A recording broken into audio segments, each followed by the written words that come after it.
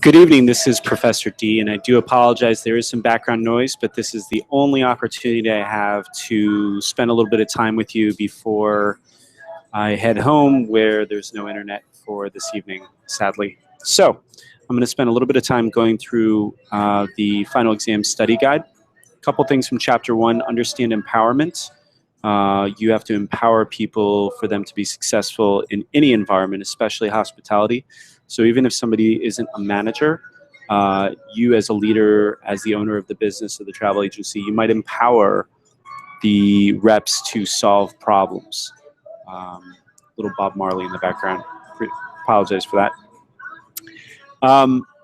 Pineapple, skip over that. Skip over 7 deadly sins. Moment of truth. Know what the moment of truth is. Example is being seated next to the bathroom in a restaurant. That's a moment of truth. But it can also be a good thing. The way that the hostess greeted you at the restaurant can also be a great thing.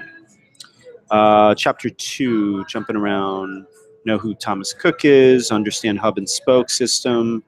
Hub and spoke, in very basic terms, small airport to big airport to small airport.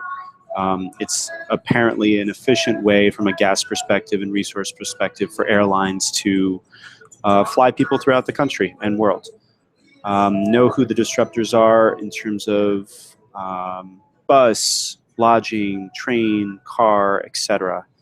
Let's see. Chapter 3, know the difference between pleasure travel and business travel. Understand ecotourism. Definitely understand that and the concept of sustainability. Infrastructure. We talk about infrastructure when we talk about the Olympics or World Cup, the impact that it has on a city. In New York City, the infrastructure is already very overwhelmed by the number of people, 13 million people that are here on a regular basis, or 11 million people, but sometimes grows to 13 million. If we had the Olympics here, this place would probably fall apart. Chapters 4 and 5 understand the concept of franchising. Franchisor, franchisee, franchise fees, who gets money, how it works. There's a good section on that in the chapter. Understand diversification, whether it's restaurant or hotel. Restaurants, it's having different restaurants that appeal to different diners, people that are looking for Japanese one night and steak another night and then American fare another night.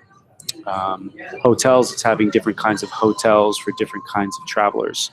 A budget traveler, a luxury traveler, somebody who wants extended stay, somebody who wants a resort. If you diversify your properties, then you can make money off the same person every single night, or at least multiple times a week or month. Because obviously people aren't staying in hotels all the time. They should stay home at some point. Let's see. Going down, chapter 6, understand what a cruise ship is. Basically, it's a floating hotel. Understand the concept of all-inclusive. I'm going to move right on back to restaurants. Again, talking about franchising. Know the different kinds of restaurants: quick casual, fine dining, fast food, etc. You don't have to know too much about food costing, but I know that we've discussed it. I'm jumping right into chapter 9. Know about managed services. Companies like Aramark, Sodexo, Compass, what it means to outsource your operation. Benefit of a 3-year contract versus a 1-year contract. If you engage a company like Aramark for 3 years, they're really good the 3rd year, but the 1st and 2nd year may not be all that great. The reason why they're good the 3rd year is because they want you to renew the contract. The longer the contract you sign with a company like that, the more resources they'll invest into the campus. If you're talking about a college campus or a hospital or a military base, the longer the contract, the more they can count on revenue from that relationship. If you do a 1-year contract, the downside is that they're not going to invest much in your place, but they will be on their best behavior all year because they want you to re-sign the contract at the end of the year. So you really have to figure out what's most important for your operation. Know the idea of white spirits or dark spirits. Secret to a good cocktail, you should look into that. Chapter 11, types of clubs. that exists, Yale, Norwood, Soho House. Just look those up. Chapter 12, know about theme parks, how they work, know the Hershey story. Let's see, chapter 13. Oh, there is no chapter 13. So that's it. Everything through chapter 12 is what you want to know.